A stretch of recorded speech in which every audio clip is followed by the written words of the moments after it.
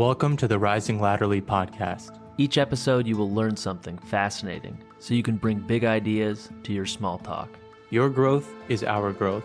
Listening to these episodes, subscribing to our weekly newsletter, engaging our posts on social media, and sharing our show with your friends and family is deeply appreciated as we work hard to expand this platform. You can also visit our page at buymeacoffee.com to contribute what you think the show is worth. To the folks who are taking this step, we can't thank you enough. Look for the link in our show notes for more details about how you can support and follow us. And now, please enjoy this episode. In this universe, at this moment, we are sharing space with Robert Thurman, the first Westerner Tibetan Buddhist monk ordained by His Holiness, the Dalai Lama. Bob, this is such an honor, and if I can borrow your words, it's a privilege of being in your mind temporarily as we open our minds to yours. You've been reading the chapter on speech. Absolutely. On realistic speech. Very good. Absolutely. Well, it's a pleasure. It's a pleasure and a privilege for me to be with you and your team there, your followers. We appreciate it. I hope, and I'm very happy that you apparently find the book cheerful and cheers you up. That's the main point. Absolutely. That's my main purpose. No, absolutely. You nailed it. And welcome to our community. I think we're just basically proving that everything has happened, is happening, or will happen. That's what we're proving by us three joining together. So that's good. So you've written more than 20 books, including the one that we're going to chat about today called Wisdom is Bliss, 4 friendly fun facts that can change your life. This was released earlier this month by Hay House Publishers. You've been named by the New York Times as the leading American on Tibetan Buddhism. You were awarded the prestigious Padma Shri Award in 2020 for your help in recovering India's ancient Buddhist heritage. And you've been friends with the Dalai Lama for more than 50 years. In fact, you're joining us from Bearsville, New York, which is right by Woodstock. As thousands gathered between August 15th and August 18th of 1969 in Woodstock, you had already known the Dalai Lama for about 5 years. So look, we could have started this conversation from many different angles, but let's start with this. I read in an old magazine article that you and the Dalai Lama both have an interesting bet to live until the year 2048. If that's true, why 2048? How did that bet start? And what have you learned the most from your friendship with the Dalai Lama? Right. That's a big bunch of questions. Well, the thing is I don't think 2048. I think 2045. It's been reduced. Actually, initially the joke was 2048, that he got on my case because I had pinned him down that he could live to 113 due to certain prophecies and this and that, which was coming down from 120, which had even been predicted by his Tibetan physician at some point. And I was on his case in a private meeting with some other people there, quite a friendly, relaxed meeting, because I was fed up with the press constantly talking about, the next Dalai Lama, and when is the Dalai Lama going to die, and blah, blah, blah. And, the Chinese Communist Party is so desperate that he should die right away.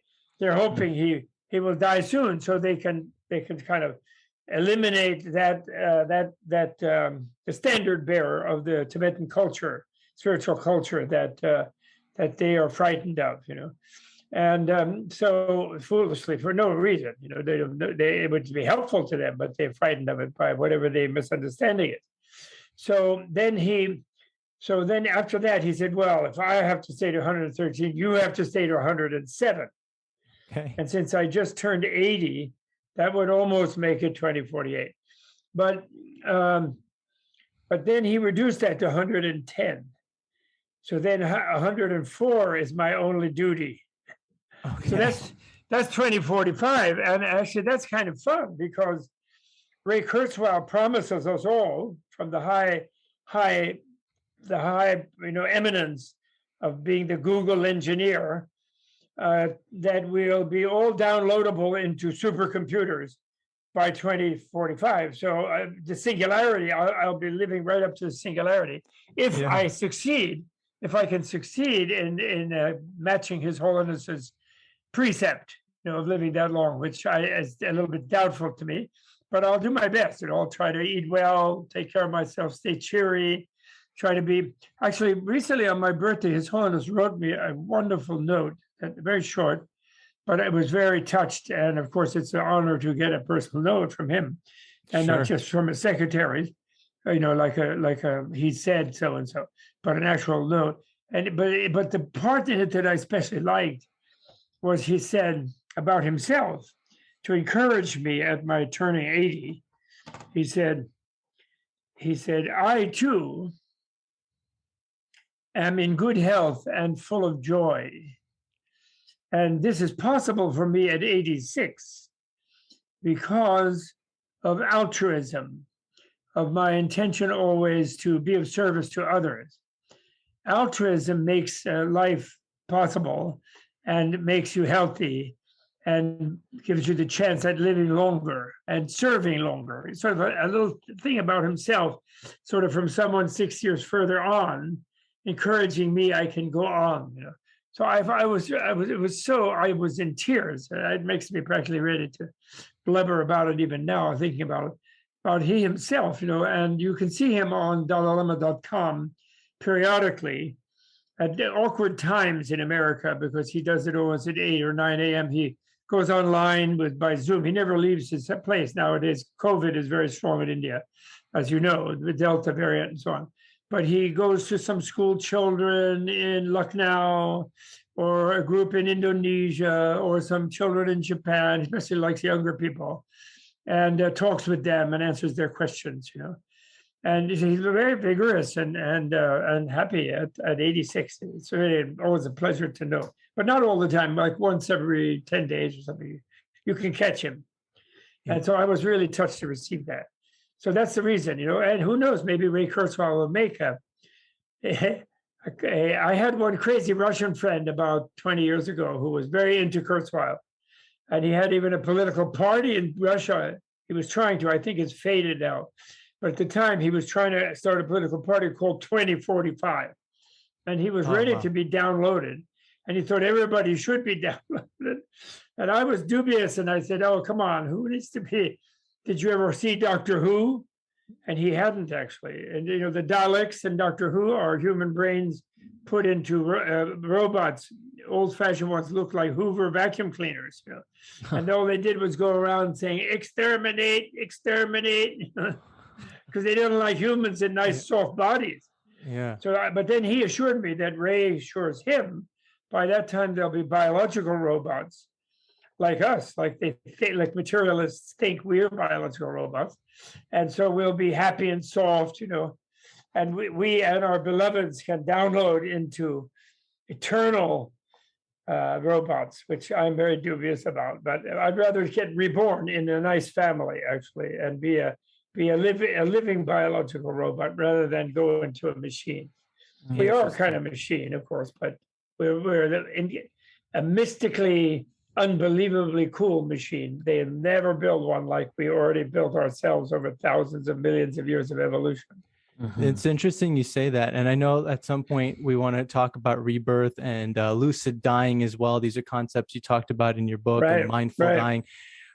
It's interesting you're talking about us in the context of being like robots and interfacing, and maybe in 2045 we all become computers. I was listening to the Lex Friedman podcast, and he had a guest on recently, and they were talking about maybe if you think about the fact that the physical world has been proven to be very different than the world that we are seeing through our own eyes, right? The physical world is made up of atoms and molecules and energy. Yeah. And maybe it's true that our computer chip, which is our brain, is showing us the world that we're seeing because it's processing these ones and zeros the way it is. So if we really are already kind of like a computer, I mean, you can think about it like this, like we are interfacing with the physical world through our brain, which is simply the processing chip. And when you think about it like that, you kind of feel like maybe I am in a simulation, and maybe just I'm already in the video game. Absolutely. We certainly are. And but we may be processing it actually with something more than than the brain in its undeveloped mode. If we develop the brain even more, we may find out that our brain is more like a transistor, and it taps into a larger, subtle energy field that has even more connections and more, ons and off switches and things than the wetware. So the wetware translates into a kind of hologram ware that surrounds us like a field, a subtle field. And if we learn to access that, then in fact the claim is that that's what a Buddha is. A Buddha is a being who has fully blossomed into a being who occupies their whole field, subtle energy holographic field, and actually therefore has a much more high level. It's like a supercomputer compared to us being kind of only trapped in the wetware, which is a smaller, although it's huge, it's multi-trillions of things, and it's magnificent, and it's primed to be interplugged with what's outside of itself, and beyond the brain, in other words, which we a little bit get into when we sleep and dream. Because in the dream, we are processing not only our subjectivity, like we do when we're awake, inside sort of the bag of skin and inside the senses, in the core of the processing part of the sense data. But when we dream, we're also creating environments.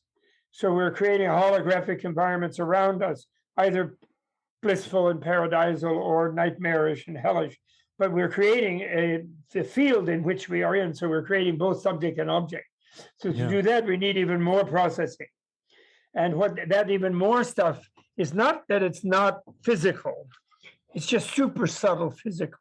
It's so super subtle that it's virtually not physical. And therefore it has been more useful in human science to refer to it as mental, as if it were different than, because physical immediately evokes for us the gross physical, which is like the room around the four walls around you, the ceiling, the floor, And then we all know that's illusory. That, as you say, that's a simulation. We know that.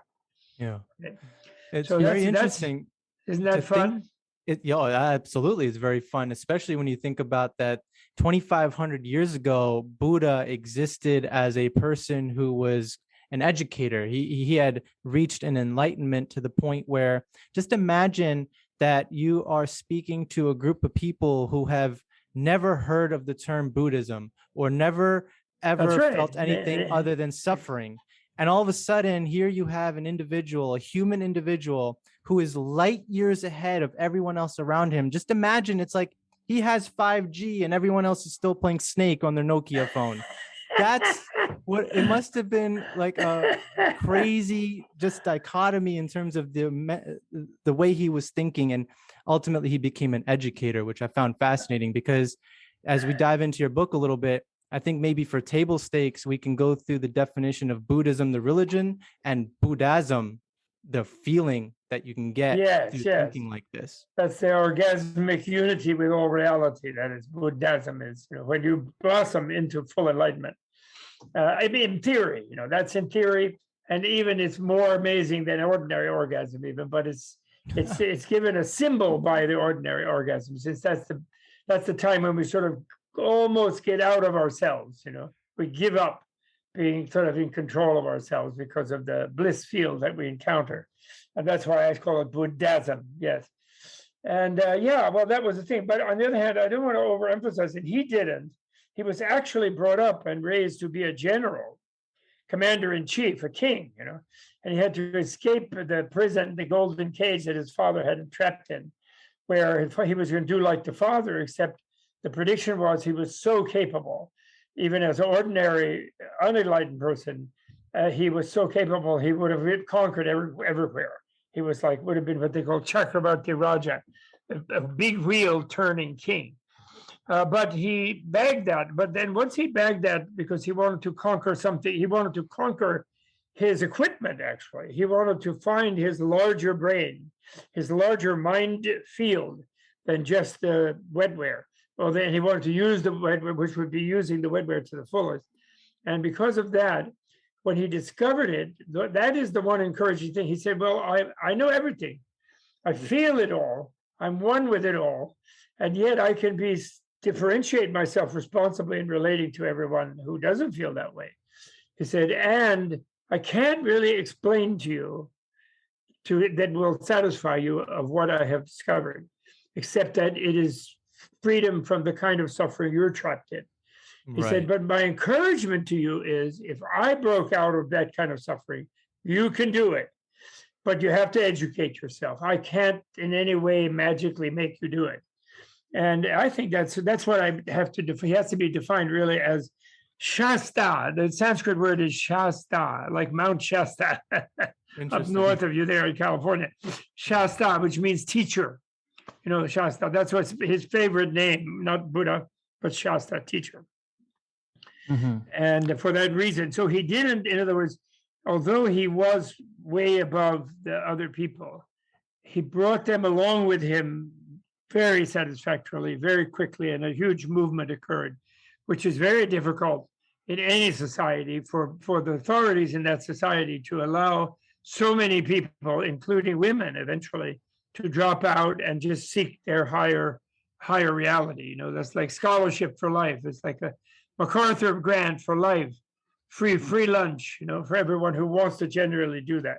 And yet he did create a movement like that within a country that had its big caste system, hierarchy. They have a big military.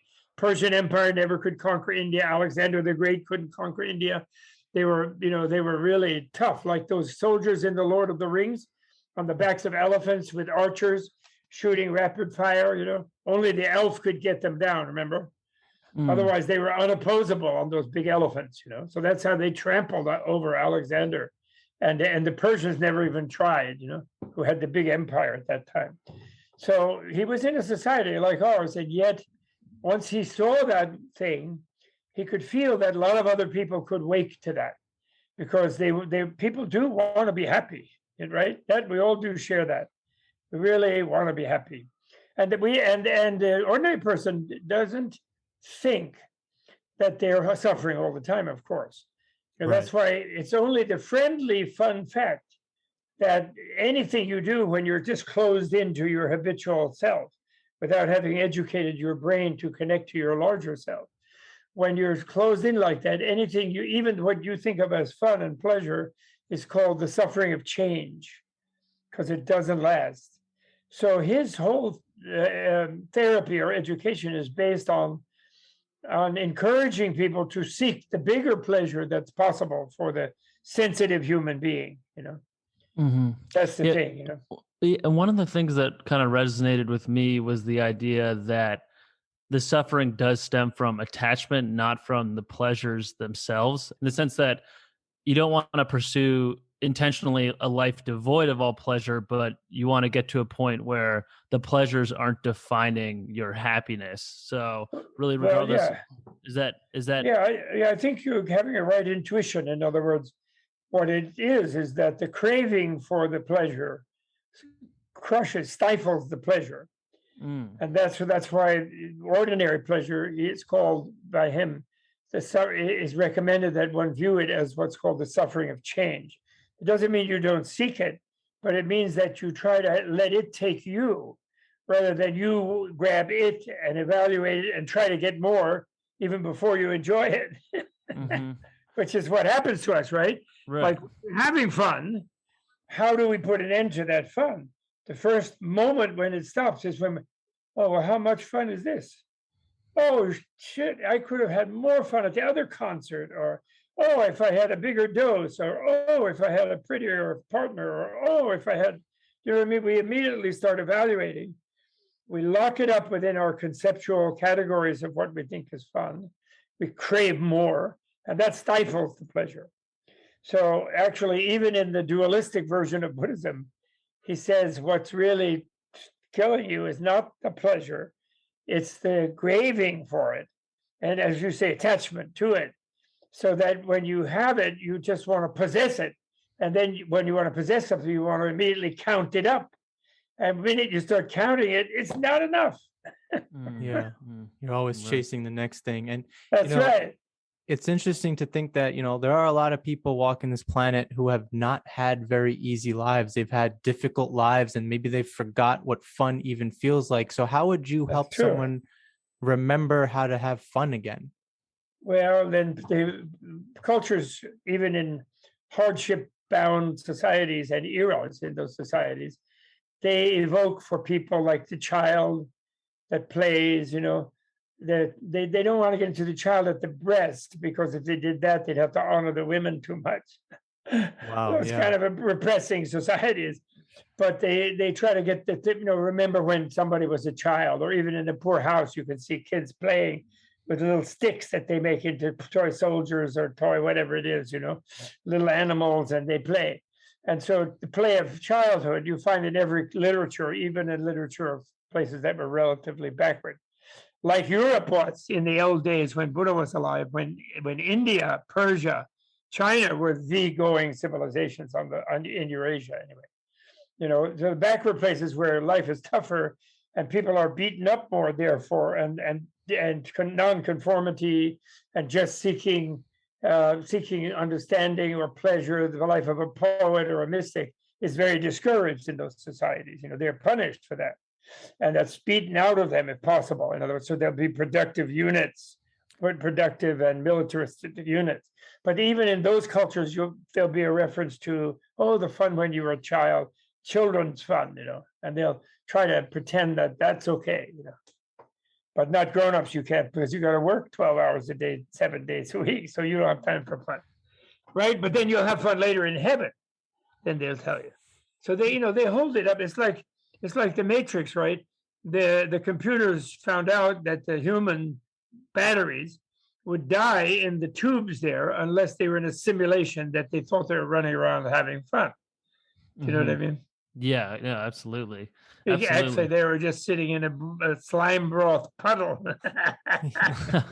Well, do you think that through meditation, I guess that is one of the central claims of Buddhism, that regardless of the quality of people's life or their station in life, they can ascend through enlightenment? Like, it's something that's universally accessible to every conscious human being, Yes. regardless of their state in life? No, I agree with that, except I don't agree that just right off the bat, the meditation will help. In some rare cases, it might, depending on what they did in former lives, but usually not. Why? Because the point is, people are meditating all the time. There's nobody who's not meditating. We go through the day with an inner narrative. Oh, should I go over here? Or I got to punch the time clock and go work this machine, or go to that factory, or sew this thing, or sit at that sewing machine, or make Apple iPhones for Foxconn in some jail in China and so on, Communist China. So then we're having a narration of that's what you're doing. So the inner meditation is maintaining the simulation of the ordinary individual separate from the reality around him or her, trying to negotiate the situation and trying to ameliorate the situation, and usually encountering some difficulties. And so we're always doing that. So if then you take someone who maybe hears about it and has enough leisure time to escape from the foreman and tell them just sit and meditate, well, it could help them by giving them a rest, yes. But since they've only known that narrative, and they'll only be doing it because somebody says this will improve your maneuvering through the day, then they're not going to really change themselves. They're just going to get a rest. But that could be good in some cases. That rest might be very needed. But the point is, learning is first. Wisdom is what frees one. And wisdom is where you critically bail, you critically deconstruct all the simulations that seek to capture your life force, and you critically deconstruct them. That was Nagarjuna, the other Arjuna. Nagarjuna's great discovery was presenting in the most incredibly streamlined way the programming of how to deconstruct the different simulations. And so you have to do that first by learning. You see the pattern of critical insight. Then you really then you create another narrative where you say, well, wait a minute, maybe this table is not the final ultimate reality. and there are atoms inside, and they're mostly empty, an electron and this, and then we don't even know what's in the electron. And Max Planck and Werner Heisenberg and these guys, they're like falling through all the subatomic particles, etc.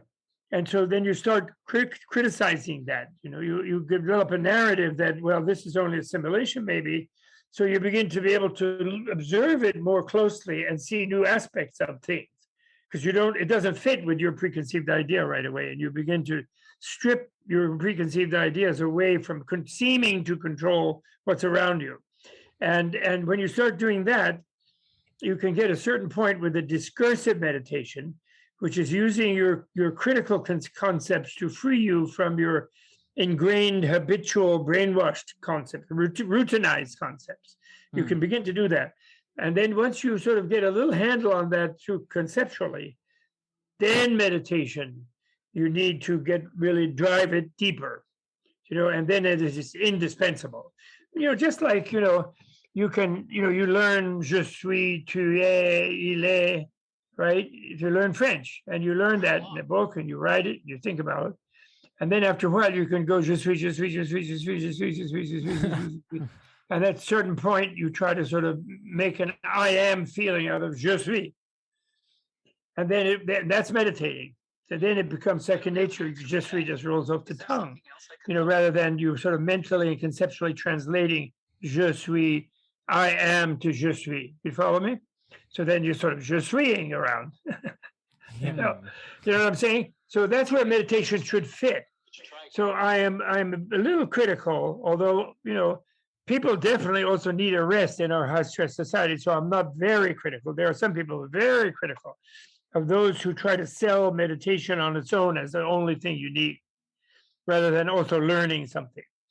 But for a long time, they resisted that you have to learn something as well, and partly that made it a bit successful and easy for people, because Western people are very arrogant. We all are. We go to some college, we get a BA, PhD, MA, whatever it is, and we think we're really on top of the most sophisticated culture that ever lived, which is another simulation, and a very dangerous one, actually, because our culture is actually destroying our life, our livelihood, destroying our nest, fouling our nest. So it's actually backward, even though it's very high tech. It's going the wrong direction with the high tech. So luckily there are a few people trying to go in the right direction, but not the stronger ones, right? So that's where meditation fits. It's absolutely indispensable, but the only thing is a relearning or an unlearning process has to pump it up first, and which is easier to do when you acknowledge that our regular thought process is a meditation, which we're kind of trapped in. And then we begin to we realize that that's how we maintain the simulation. We're like, in a TV screen, there's this gun, this photon gun that refreshes the screen all the time. So we're always refreshing the simulation with our routinized concepts, and therefore when we see something, we really don't see it in the sense of kind of fall into it and really observe it in detail. We just whap our table. Mahogany. There's a difference. Clean, dirty. We immediately slap a bunch of concepts on it. Yeah. And then we're looking for something else. So it's we never really contact what's around us in a way, from a more deep visceral point of view. It seems like there's a difference between learning something, discovering something, and understanding something. I think that you can go from learning a basic to discovering something. Discovery is now you take what you've learned and you try to connect the dots with everything else you've learned, and you try to just, take that one step further. And then understanding is a whole nother level of that. And maybe if we can become more understanding, as opposed to just sitting here and saying that we've learned so many things, if we can start discovering more and understanding more and coming to the table with that type of perspective. Imagine if we were all fitting into a room, a bunch of strangers. Imagine instead of us coming to the table thinking that I have to tell you about my best idea. Instead, we should just say, I'm here to understand. I'm here to discover. And that might just change our entire society. Yeah, that's good. That's what Socrates did, who was like he was just a chip off the old Buddha block, like only a century or so after Buddha. And he adopted that thing of, well, the Delphic Oracle says I'm the wisest man in Greece, but actually I know nothing. What do you think? Themistocles or whatever, and then begin, oh, well, but if that's the case, whatever, and it's Nagarjuna was what they called I call him a dialecticist, a rather complicated word, but in a technical way. You could call it also a consequentialist, because the idea is when you're seeking to discover something in a conversation, you let the other person put forward their theory, and then let them draw them to see the consequences of the theory until they begin to become a little more relaxed about it and loose in holding it and less rigid. That's the real theory. Yeah, and then when they do that, they're open-minded, and then we can explore it together, kind of thing. And that's called the dialecticist approach. And within Buddhist philosophy, there are different ranges of philosophy, and that's not the only one. That's considered the most advanced one and the most highly developed one, because the other ones is just one theory banging against another theory, and then conversation gets to be rather limited by that. The group mind. But Indian logic and philosophy is truly amazing. Like the word syllogism, like a reasoned argument. Yep. All men are mortal. Socrates is a man, therefore is mortal, or whatever. This kind of thing. And but the Indian syllogism is very more concrete in a way, because you have to give an example always. You can't just make a general argument. You have to show an example of whatever your thesis and evidence is. What the example A and B, you have to put that together, and you have to show the conformity with the example and the non-conformity with the non-example about your reason. So it always remains more practical than the Western one, which can go off more easily. The Greek one goes off more easily into abstraction. And then the other beautiful thing is the laws of reasoning, of syllogism and so on, making formal argumentation and debate, are the same as the laws of thought. And then and the one that's public where you speak is called thought for others, or investigation for others. And what you do in your mind is investigation within yourself, but it's the same process. And very, very, in other words, their logic is really connected to the psychology of self-transformation that they so beautifully worked out. India, even Bertrand Russell, the great English philosopher of the early 20th century, he completely handed the laurel for what he called inner philosophy, psychological philosophy, to India. To West, he handed a laurel of materialist philosophy, and to China of social philosophy. But India, he handed the laurel on inner philosophy, and they really do it. They really did develop it amazingly. Really did. Fascinating. One question I did have after reading your book was around some of your comments around depth psychology and Freud, and I suppose Nietzsche to some extent as well, sort of being grounded in that materialist philosophy. And they talk a lot about the unconscious and how there are unconscious that are unknowable, and life is really about getting to a point of like manageable suffering, as opposed to Buddhism, which has a claim where all of the unconscious can be brought up into consciousness, and life can be, or you can go down into it, like Hercules, right? The Augean stables there. Right, exactly. So I guess my question for you is, do you think that for some people a sensible path is to enter Buddhism through depth psychology? Or... Oh yeah. Okay, well, it is depth psychology, and therefore to reinforce it with the current one that interfaces with our conventional society is really valuable. And in a way, anyone who goes into depth analysis is practicing the dharma, really. They're going through a path. They're saying, my current narrative is not satisfactory. The cause of that is that I'm trapped in it by certain exaggerations, perhaps they would come to understand. I can therefore create alternative narratives. And then I need criteria with which to choose what are the better ones that are more freeing. And then once I do have a better narrative, I will feel more free. And that's liberated from that other suffering. And the path to that is sitting with my shrink. But the shrink is only emphasizing that you learn to become more aware and observe yourself outside of what you think you're supposed to think about yourself. and find voices in you that you've internalized from people who put you down when you were a child and can't remember it, for example. Maybe they were doing it for what they thought for their own good, but anyway, they did.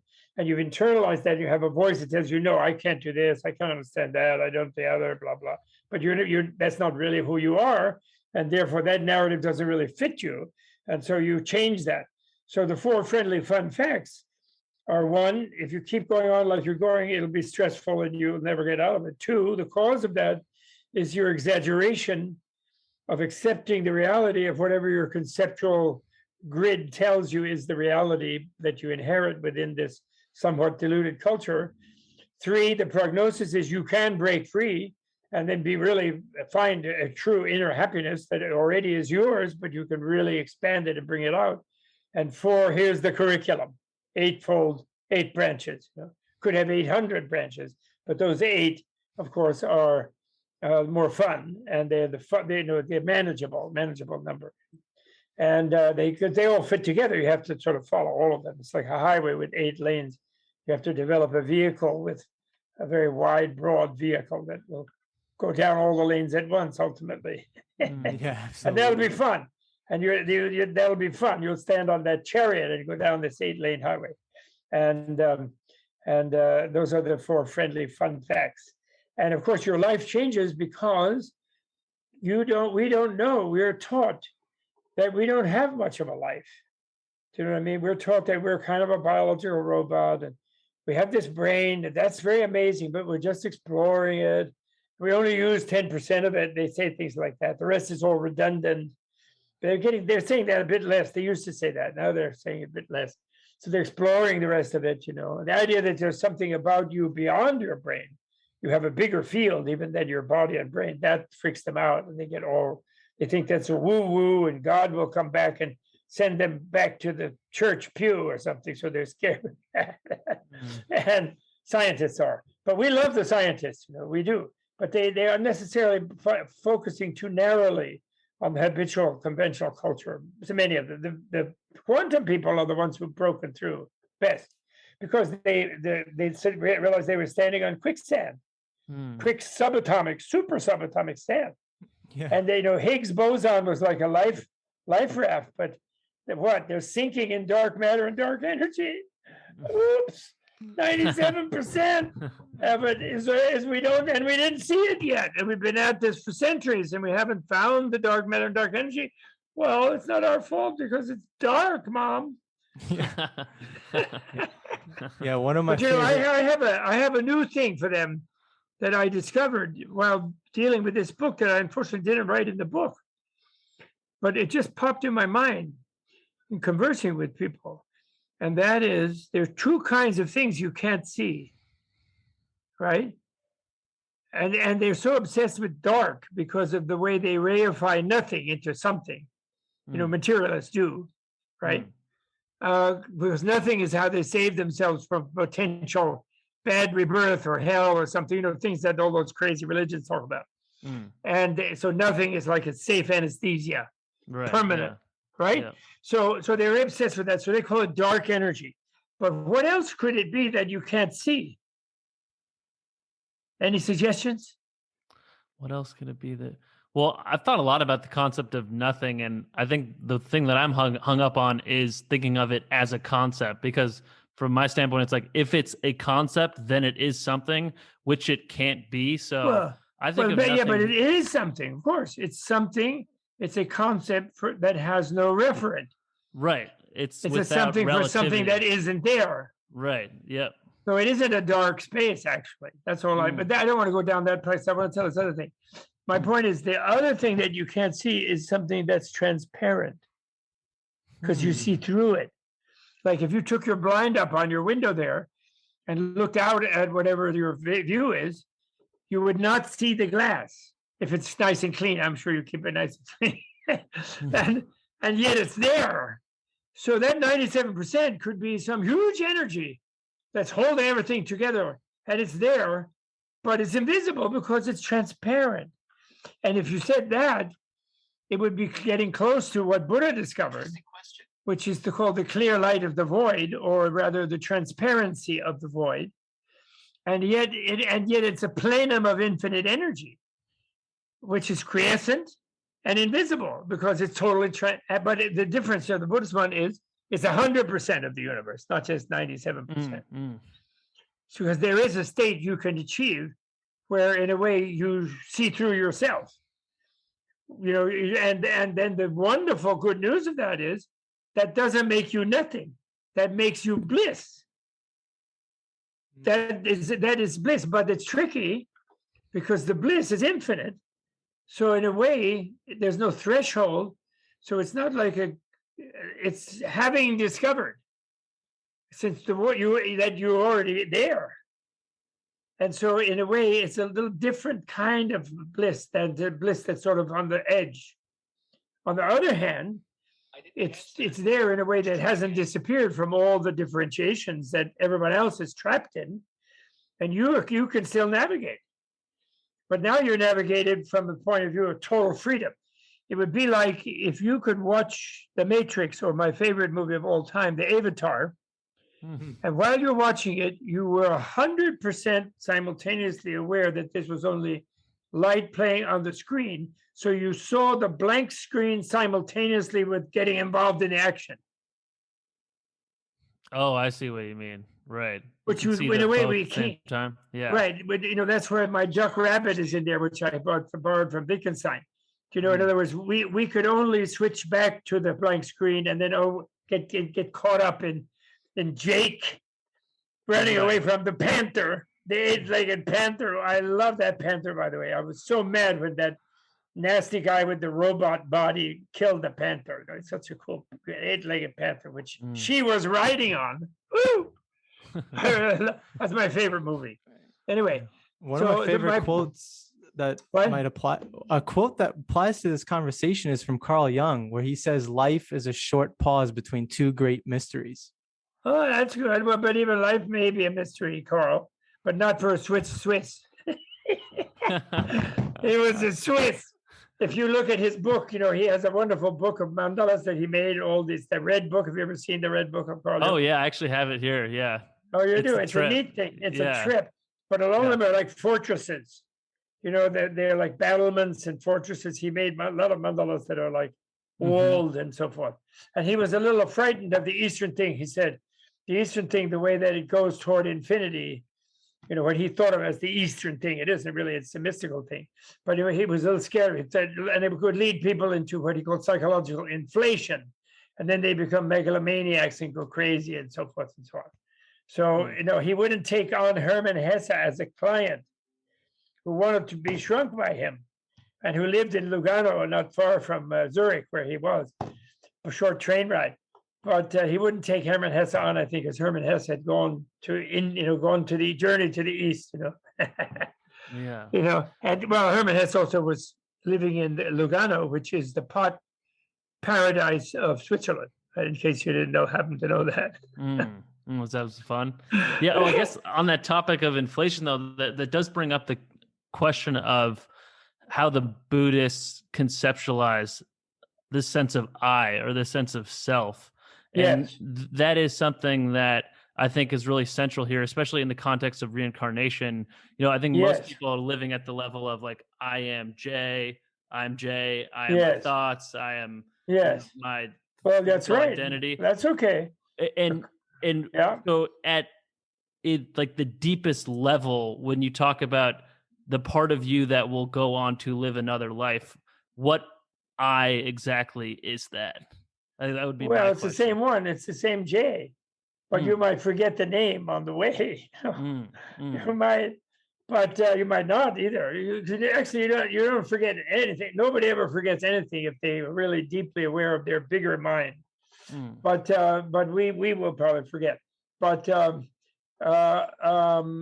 thing is, that's a little tricky. Like my old original root guru, the old Mongolian wonderful, karate kid, original guru that I had, except he didn't have a little goatee when I first met him. He did later have a little goatee like that, a little stringy goatee. Geshe Wangel, his name. But he said, people are correct that they're real. Like Jay is real. where Jay will get into trouble when Jay is thinking he's really real. Yeah. In other words, we exaggerate, and this is called projecting a sense of intrinsic reality or Right. intrinsic substantiality into an object that we encounter, or the subjectivity that we think we encounter when we anchor our experience. And what the intrinsic reality means, we think we are met by something that has its own essence. It sort of exists out of its own essence. It doesn't depend on relations. It can relate to things, but it has a sort of intrinsically real essence. And we feel that we are intrinsically real. And therefore relating to things is problematic for us in our habitual way we construct the ego. So, and that creates a weak ego, because when we are addressed by a situation or a circumstance or a person that doesn't treat us like what we think we're supposed to be treated or are used to being treated by us, like Professor this or Mr. that or whatever it is, we then get threatened, and we can't be resilient in different situations. So the stronger ego actually is the ego that is more under the control of the relational person's continuum, the constant process of our awareness that knows that ego is a good way to organize our experience, and that the more adaptable it is and the more flexible our identification of it is, the more effective it is in interacting with different situations, because also this simultaneously we can identify and empathize more with other beings.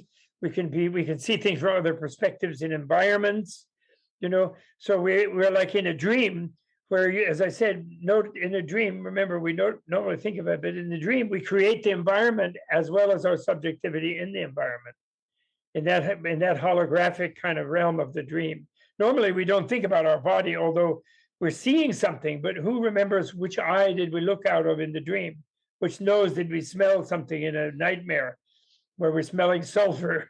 Where we think of a demon, or a sweet smell, when we have a lust dream, in other words, or we don't normally think about the body. Remember, that's why, Carlos Castaneda, his Yaqui shaman teacher told him to begin to become a lucid dreamer, make a resolution: in my next dream, I want to look at my hands. Like what body do I have? And you'll find you will reconstruct a sense of embodiment like the one you have when you're waking, at first, at least, anyway. Although it might change, because you're in this completely fluid thing. And so the point is, you can learn to be very adaptable like that, which humans have this ability, right? When you're in love, you can identify with your lover. When you're on a team, you identify with your teammates. And people in a mob, unfortunately, identify with the mob, and they'll do horrible things that mobs normally wouldn't do, or they'll do brave things that individuals normally wouldn't do, because they do it as a kind of unit, because they expand their sense of identification. So the more you see through the illusion that J is a certain barcode and a certain fixed thing in there, there's an essential J. In old-fashioned paintings in East and West, you see somebody see some old painting with a little Jesus at somebody's heart, or a little Krishna at somebody's heart in India or something, or a little Buddha, like a homunculus, Remember Woody Allen in The Meaning of Life movie, he was a homunculus. And remember, he bailed out he wanted to be a sperm, because he wanted to bail out, and he jumped out of the brain, because he thought the brain was looking out of the eyes. I think Burt Reynolds was driving the robot as another sperm, and he was the sperm that wanted to go out into the world. I don't know if you remember that. That's like the little man who with the gears turning in your head. Yeah. Exactly. Which in a way what that comes from is that, as you know, from the phantom limb phenomenon, if you, heaven forbid, but if something happened and you amputated your forearm, you would still feel you had a forearm, because you have a brain image of yourself, which helps you direct nerve impulses and muscular commands and things to different parts of your body. And that web of your holographic web in your whole body is sort of controlled by a model that you have of yourself in the brain, which helps you shoot them in the right direction. So you can make your right arm move and it doesn't make the left arm move. You know what I mean? So from the fact that we construct something like that as we grow up, we get the idea that there is a being and that our real essential being is a little smaller one riding in the heart, usually in most more spiritually developed cultures, but in the forehead in our very, very visual oriented material culture. So that's a kind of fascinating thing. And, neurologists like neuroscience, which I call it Buddhist neuroscience, is looking into those matters, right? When you do deep, but no one will ever get into there until they really do meditate. But before that, there's a learning thing of learning rationally to deconstruct the rigid sense of self-identity that makes you super embarrassed to play roles.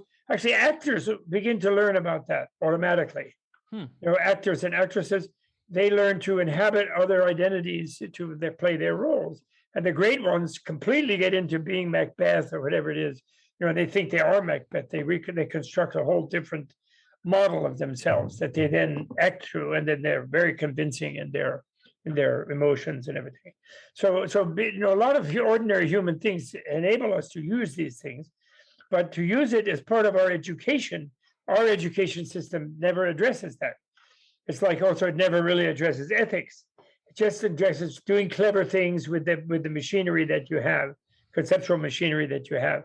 And of course, you automatically, to memorize things, to develop concentration, you learn to meditate, you develop different things automatically, but they never consciously address those processes of how you become more empathetic, more altruistic, more empathetic, more aware of the larger situation, more creative and able to see other aspects in a situation that give you another point of view so that you could fit yours better with it, Yeah. And we should do that in the future. I predict, after we have weathered this climate crisis and we have become a more global culture where we're not too proud to learn something from other cultures and even from indigenous people, we will have a much more far out education system. And like Harvard and Columbia and UCal, be left in the dust unless they adapt and start to really and realize it's not religion to teach someone how to use their equipment, their own supercomputer, which is their whole body. That's what education should be teaching people how to do.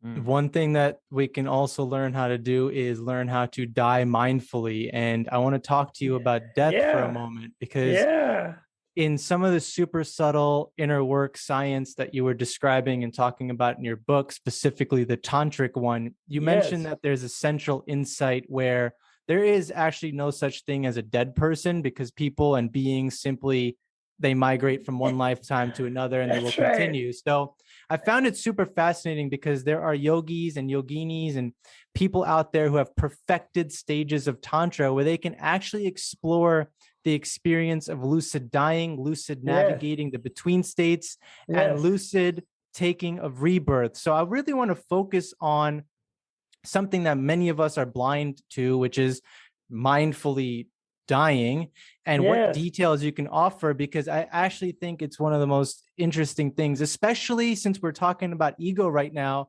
And a lot of people have gone their entire life without ever dropping their ego. So if there's one time where it's highly suggested to drop your ego, it's probably as you're passing on. But I really want to get your thoughts on how we can die mindfully. Well, actually, but it isn't really just giving up your ego. That would come. That's the way people do understand it, and I think even some Eastern teachers teach it like that. And that's because, for example, in a way, if you start any discipline, like you want to learn to play the guitar or the piano, right? And at first you're like the person who doesn't know how to play the guitar or the piano, and you're bing, bing, bing, bing, bing, bing, bing, bing, bing. You're doing like that. Yeah. And after you really learn to do that and do it, then you just can rhapsodize, Schubert or Mozart or something, or Bach, concerto, and you just lose yourself type thing. But actually, when you do it effectively, where it's not just jangling and making too many mistakes, your ego has expanded to enable you to just be one with the music. So the ego has embraced the whole music, actually, you see. And you are the music that you follow. So it's right. So it's that you push the resilience of the ego, which is just a pronoun of identifying with what and where you are, and you addict to the max. And therefore, the way death is understood by the Buddhist scientist is maximum expansion of the ego, where all reality is identified with. Oh wow! So I had it flipped. I had it wrong. Exactly. Well, we normally do because in a way, in fact, they also develop a definition exactly what death is, which is not the definition. They don't really have a definition. Materialists don't. They don't really quite know, and therefore they sometimes shocked when someone seems to sit up again when they're about to zip up the body bag, you know. And but what it is where the ego, precisely the self continuum, gets deeper into its deepest energies, where it can expand. It has infinite resilience, and it recognizes that this particular vehicle that I have been sort of enclosed in, this body, this package of senses, coming into a sort of seemingly point, but actually it's far from a point. It's a very complicated filing system, database. But anyway, whatever it is decrepit, it's defunct, it's no longer serving. And therefore that ego goes beyond it. But what happens to the person who's never developed that resilience? They've never been critical about the envelope of this simulation or that simulation. So their ego is completely invested. I'm only cool and I'm only me when I'm here in this room, and I can see this color and that, and this is up and down and so on. Exactly the way we're managing to maneuver this embodiment. But the ego the energy flow is too huge for that, and therefore the body can't encompass it. And when it really breaks the connection, there's a kind of anchor of that at the heart center, and it's very neurologically described very specifically. And there's a moment of being thrown into like a vast voidness, and that's what they call emptiness. But because we didn't explore it, then there's a fear of that. Maybe this is nothingness, or the threshold of it might be a feeling of darkness and nothingness, like I'm just losing consciousness and I don't know what could happen to me. And so the expansion is too frightening. So then actually a person kind of passes out for a couple of days, they say, their consciousness. And then because their life force still is anchored in the system, even though they're no longer breathing, the brain will be flatlined and the blood will not be pumping, but they're still associated with that body, actually, from a Buddhist science point of view, because it hasn't really decided to open. It's just kind of blacked out. It doesn't want to face the threat of it being infinite, you could say. And it only knows about a dark matter and energy. It doesn't know about a transparent matter and energy, in other words. It doesn't feel safe. So, whereas, when you're unconscious, a tiger could eat you, you wouldn't know until they dug through your throat, They're too late, So the point is, you kind of pass out in the threshold zone, and then never really, except maybe for the split second, feel that infinite feeling, and then immediately start reproducing in a dreamlike state, which is called the between state, a dreamlike state of a body like the one you had, trying to reconstruct it. And actually, at that time, the departed person, the sort of ghosty type person, which I call the betweener, not the betweener in the New Mutant comics or the Star Trek comic, not that betweener. Although it's funny they took that name, but the betweener, which is everybody in that moment, it can be longer than a moment, they become aware of their former, like in the movie Ghosts, they become aware of people they knew in life. They might even see, if they haven't been cremated yet, they might even see their body. And they might want to try to get back into it or something, which says, no, that won't work. You can't do that. You tell them, you talk to them, you try to, Book of the Dead is this wonderful tool where you guide them. It's like a guidebook. And they're in a VR situation where they're in this simulation of a between state where they're trying to make it like their previous life. and they're frightened of things, but it's not stable. So then a little bit of fear, and they might see a monster coming at them, or a mountain falling on their head, or a flood, or a hurricane, or something. It can be very difficult for them. And so that's very beautifully described by these people who were able to go through it lucidly, who trained by learning how to lucid die, etc. And who also, but most importantly, they have that ego resilience of embracing the vastness of the life energy. Because here's the thing, if the transparency energy is the dark matter and dark energy that even the physicists have discovered is essential to the standard model, and they may discover that it actually permeates the 3% of seeming light and visible things as well. They may discover that by inference, they might, because how otherwise does it hold those things if it's not sort of connecting through, permeating those things, And in reality, that everything reduces to this transparency. But this transparency is not nothing. In fact, it's infinite energy. Now, infinite energy, remember, is equally present like a hologram in every particle of it. It's actually beyond particles, of course, because it's infinite. It doesn't need particles. It doesn't need to do anything. So it's quiescent because everything's already done from its perspective, and it has only an infinite perspective. Yeah. So, I mean, language can't really describe it. But if that was possible, that's what dark energy, dark matter is pointing toward, then the person who can first think of that as a possibility, then contemplate it, and we're targeting it through inference, through inferential reasoning of the invisibility of the transparent, and then just try it on for size by kind of letting go.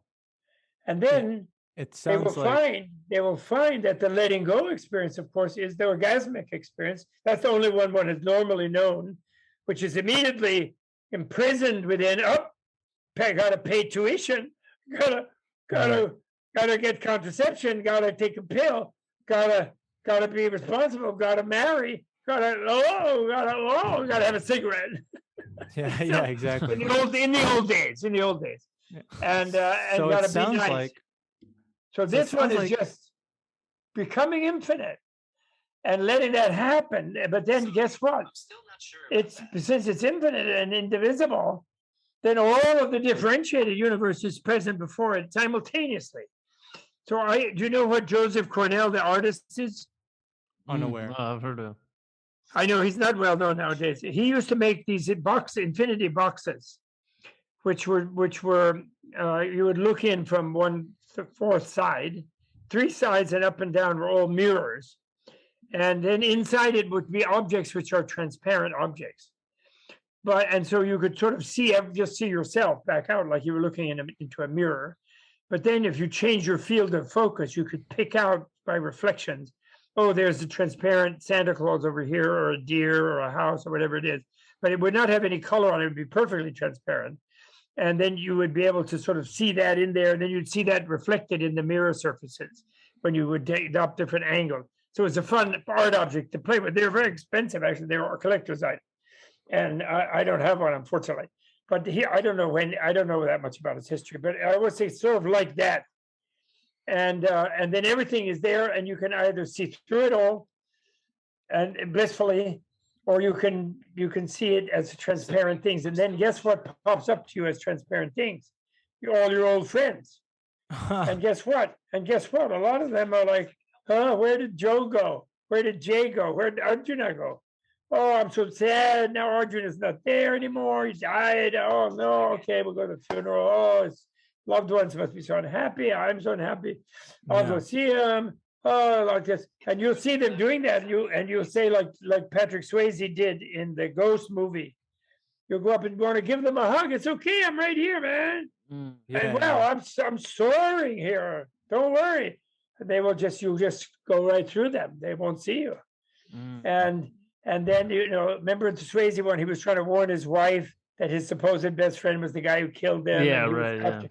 He was after the disk or the thumb drive that had all the data that he wanted, blah, blah, blah. So it definitely sounds like when you're right at that point, maybe the best thing to do is stay fearless, remain calm, and carry on. Of course, that's the best. And and even if you have fear, you will have fear. Then practice it and use your thinking, your discursive meditation. Well, what am I afraid of? Well, I'm afraid of nothing. I'm afraid of a dark something opening up, a vista opening up in my mind, like when I go unconscious.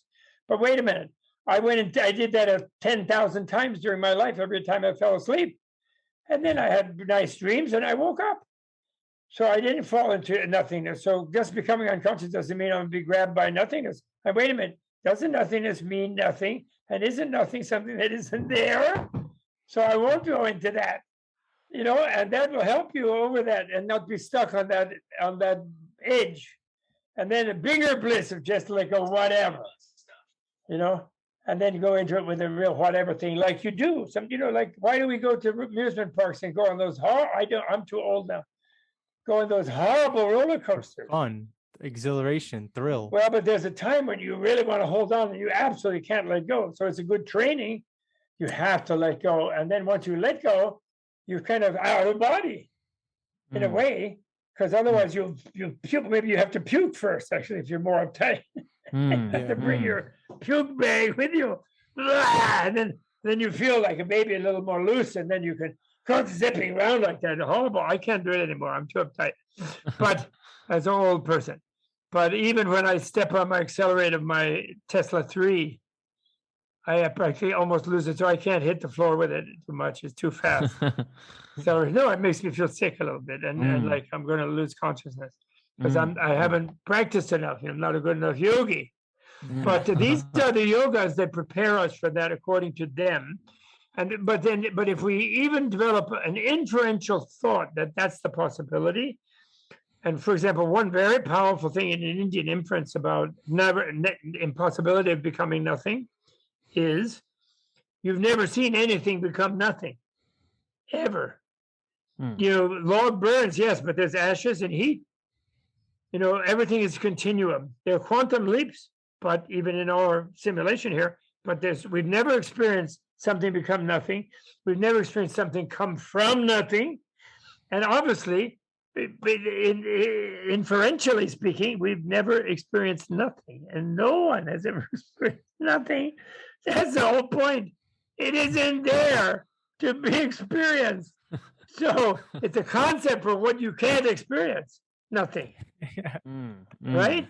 So the point is that once you know that, then you feel, well, I fell asleep lots of times and I didn't wake up in hell unless I live in Syria with the Russians supporting Assad and Obama chickening out. In other words, if I didn't wake up in hell thousands of times. And in fact, I felt better when I woke up. Maybe when I just let go of it all, I'll feel okay. And actually the process of letting go, I have learned in whatever sex life I ever had, whatever thrill life I ever had, that when you let go, it's when you feel better. Rock and roll, dancing, Grateful Dead concert, whatever it is, and you kind of just let go, and you're no longer self-consciously, awkwardly trying to like be flexible and dance, which for pinkies is tough. So would you say letting go? I don't say whiteys. I don't say whiteys. I say pinkies. Pinkies, nice. Would you say pink supremacy? There's no white supremacy. Pink supremacy. The few white supremacists are painted clowns with white paint on their face. Otherwise, there's no whiteys. So would you say letting go might also be your best advice to anyone who wants to know a little bit about relationships and marriage? I mean, you've been married for over 50 years. You might have something to share. Of course, like my wife has a saying, better be happy than right. Yeah. which solves a lot of marital squabbles. And luckily, she's the leader in saying it because unfortunately, she's more usually right. Yep. Relatable. I'm usually wrong. Well, it's always debatable. That's the point. No, relatable. Oh, relatable. I bet. Anyway, my point is, I don't know. I don't have a point. I really don't. It's transparent. It's transparent. You can always say the opposite of almost anything, True. People do. People will. Very true. Well, but infinity. I love infinity. Infinity is love. That's the thing. Infinite energy, if there were such a thing as transparent infinite energy, it's so much nicer than nothing. Imagine to be a vast, infinite, dull, null space, which is a wrong imagination, but that's how it's imagined. And infinity of transparency, infinite energy means that's an infinite love. It's not a person. It's not Mr. God or Mrs. God. But it's sort of Mr. and Mrs. God might get close to it when they're feeling cozy. Right. That's about it. Yeah, well, it's the interesting thing too about the concept of infinity and just of expanding into the most you could possibly expand into is who's ever expanded into that space with you, you're sort of one and the same. If if everyone is at the furthest extent they could be, then they're one in the same. Well, there's a strategic, there's a thing that's well described by them in their Buddhist neuroscience, which is there's a sense of a vast, huge space, kind of just like they say it's like a moonlit space, no moon, but just like a whitish, luminous space. Then the mind wants to expand to sort of be all of it, and that becomes explosive, and then it becomes like hot. Or like visually, but there's no body to be hot. So it's like visually hot, that is like solar, like reddish, orangish, yellowish. And then that gets too intense. And so when you give that up, then you lose consciousness. Because it's just so intense, like being in the sun, even though it doesn't burn you, but still it's too intense. And you just seek shade and you go unconscious. You go to the dark. But then, if you, by knowing that the dark is nothing, you completely let go of that, then you are the transparency, and then when you're the transparency, everything is back. It just comes up as all transparent objects, everything, other people, everything, their thoughts, everything, subtle level, energies flowing. Everything is there, and you have this inexpressible, indescribable, holographic consciousness that is unimaginable. That's the saying, the movie as the screen and as the objects on the screen at the same time. That's right. Because the screen dissolves as into a relational thing. It isn't like the ultimate thing is a place of no place. The ultimate thing is being all of the things. It's like when the 97% transparent energy and matter permeate the 100%, so that the offshoots, the flickering lights, everything is like flickering lights or something like that. They say 5 lights they have. Oh, that's beautiful. It's really, I'm still hoping. I'm hoping. I'm going to get there. I'm going to get beautiful? There. What else is beautiful is one line from your book that I wanted to share. You said, our life is our art and our art is our love. So when I hear that implies that our life is our love. I really found that super fascinating and something. Did I write that? Did I write that? Someone did. I'm glad. I'm always, mind always will qualify and add extra quality. If I got simple here and there, I'm happy to hear it. No, maybe the editor helped me, or maybe I had a moment of being just simple. Yeah, art. Because when you're one with everything, in its either differentiated or undifferentiated condition, like the screen and the flickering lights, then you can shape whatever it is out of the flickering lights. So then if you know somebody, some person who's really needs something, and they would react well to it would help them open up and let go a little bit, then you can manifest exactly that thing to them. Great. And not only you can, it's not like you sit and think, should I do that or shouldn't I do that? Because you're also fully aware of their perspective. You feel you're right in their mind and everything. You're one with it. You are that. And yet you are more because you're the whole screen. So then just what they need, would be a doorway for them to feel more beloved, to feel more open, to feel more safe. You can manifest exactly that. And it sort of spontaneously happens. And that's the more fun. Actually, originally I wanted to call the book Buddhas Have More Fun. But then I know people would think by Buddhas, I meant Buddhists. And then it would be some sort of chauvinist saying, oh, yeah, that's a better religion. And I'm completely against that, as you noted from reading it. Yeah. And that took some years for Dalai Lama to teach me that. But the religion doesn't own it. There is a religion for people who can't do the education, who can't do the fun fact and the eightfold fun path, because they think they just have to do what they do. But they like the people who are doing it, and they support them, and they're nice to them, and they believe in what they're doing. So that makes it a religion for them.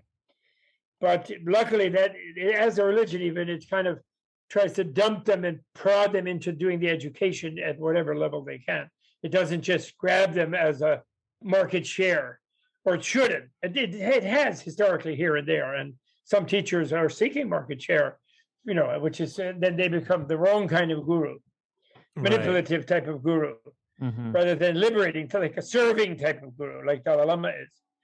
Dalai Lama, when he leans forward to an audience, and he says, "You got to think it over. If I said anything, you address it like a goldsmith does when they go to the market and buy the gold."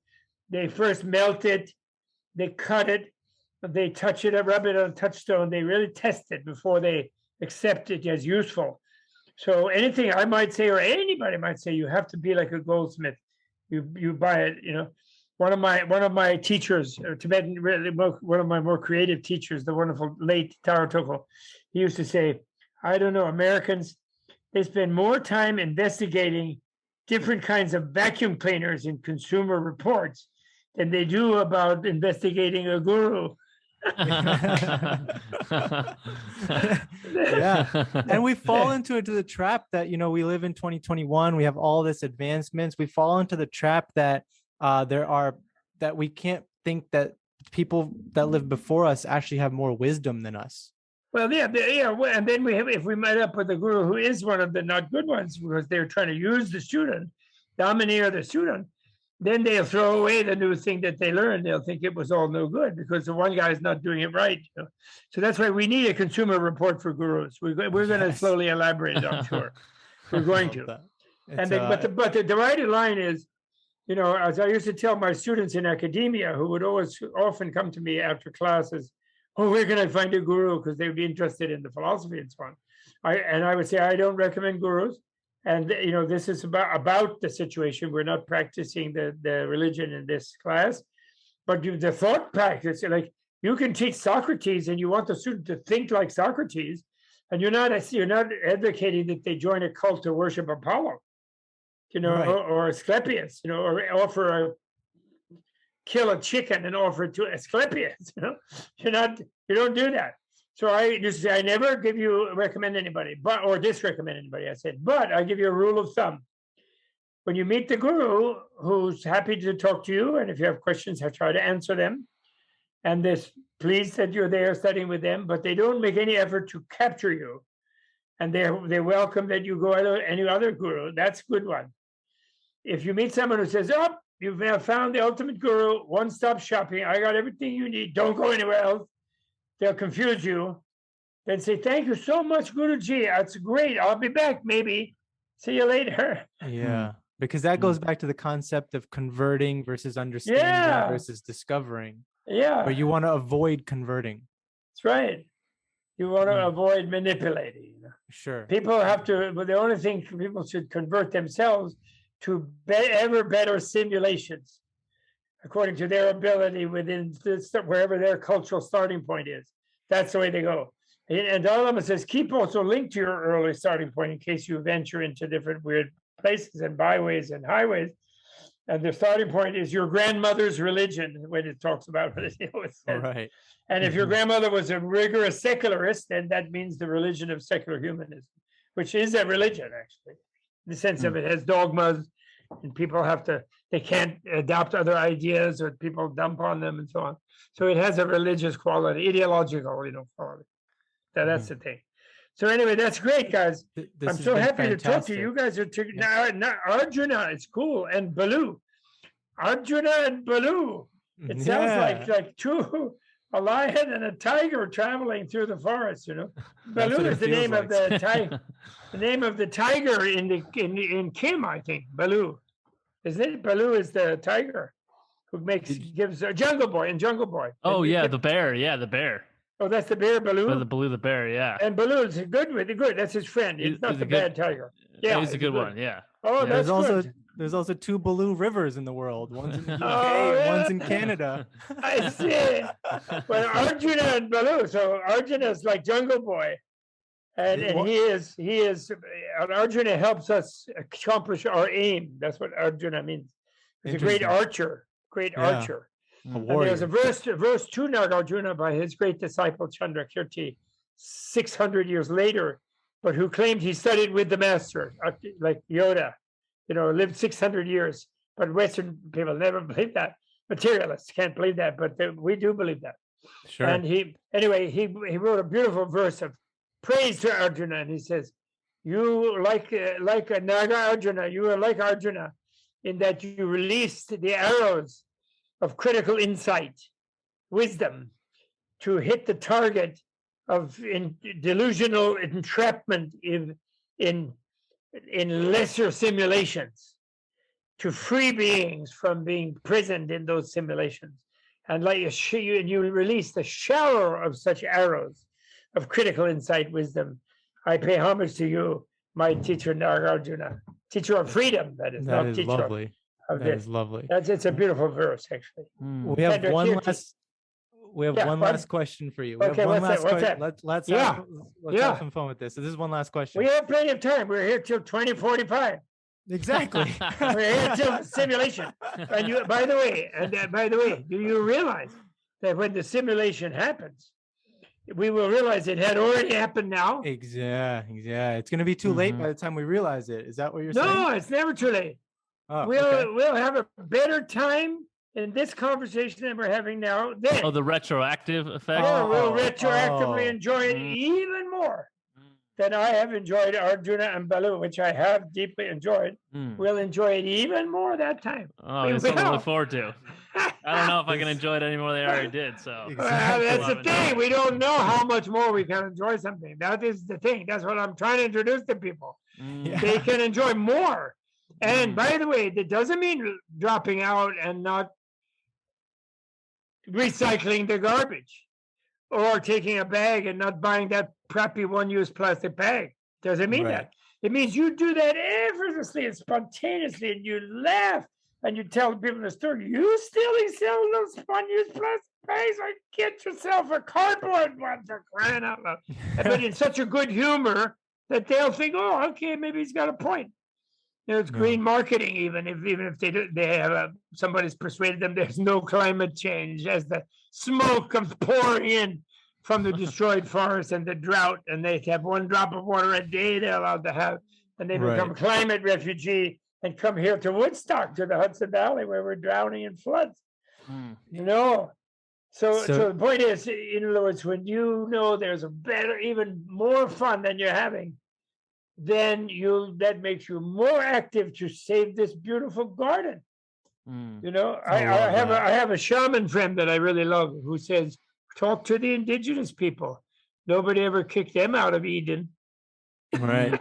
And we're losing those folks. We're losing those cultures. We've talked a lot about it on this podcast. We're losing those people that worship our ground and worship our animals and our plants, and we need to keep those traditions alive. But they won't be lost, though.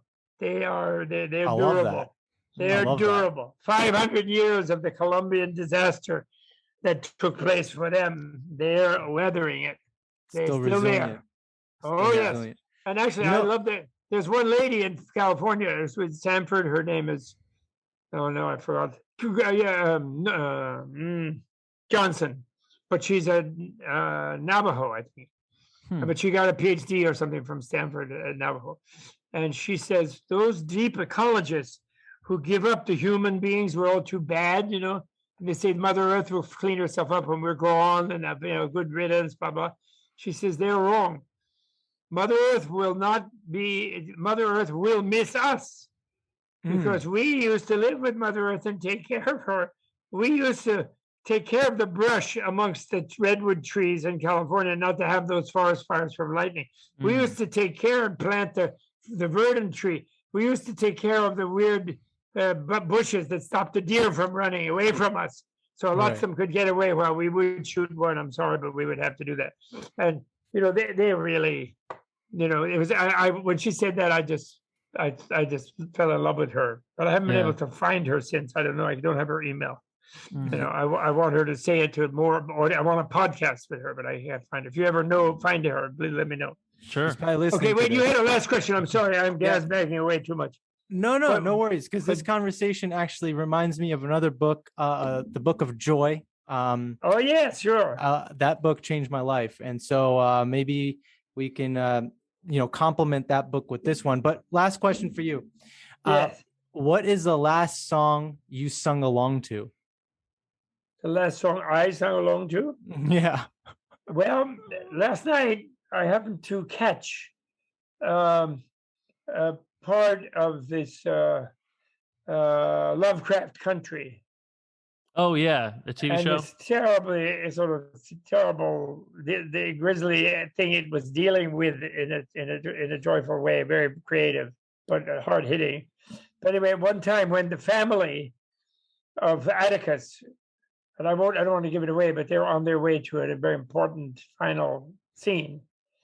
They're all in the car, and they were singing "Shaboom, shaboom, da da da da da da, shaboom, shaboom." There we are. I didn't know some of the words that they all knew, all together, and they were celebrating being a family because no one was chasing them, shooting them, burning them, attacking them.